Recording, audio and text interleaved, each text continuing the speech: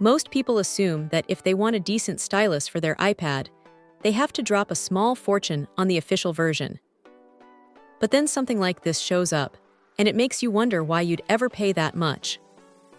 Right out of the box, it feels surprisingly solid. It's got a nice weight to it, not too heavy, not like a cheap plastic toy, and it sits comfortably in the hand during long sketching sessions. The real kicker here is the charging speed. 13 minutes. That's barely enough time to grab a coffee, and yet, it's enough to get you back to work for a solid 10 hours. It's one of those things that sounds like a marketing gimmick until you're actually sitting there, watching the indicator lights tell you it's ready to go again while you're still finishing your snack. Speaking of those lights, they're actually useful.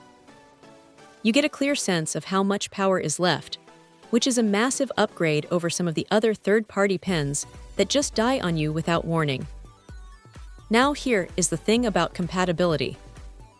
It covers a huge range of iPads from 2018 all the way up to the newest models, but you have to be careful. If you're still rocking an older device from before 2018, or if you're trying to make this work with an Android tablet, it's just not going to happen. It's strictly for the iPad crowd. What stands out, though, is how it handles the actual writing. The tilt sensitivity is surprisingly responsive. You can shade or change line thickness just by angling the pen, and it feels natural, not like it's struggling to keep up with your hand. And for anyone who rests their palm on the screen while they write, the palm rejection works exactly as you'd hope. You can lean in, get comfortable, and the screen ignores everything except the tip of the pen. One little quirk to keep in mind: if you pull it out and it doesn't seem to be responding, check your Bluetooth settings.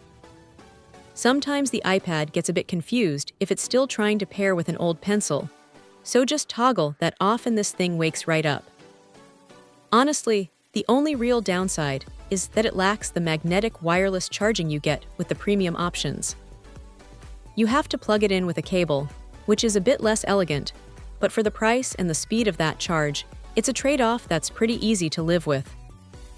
It comes with a few extra nibs and a protective cover, which is a nice touch that saves you from having to hunt for replacements later.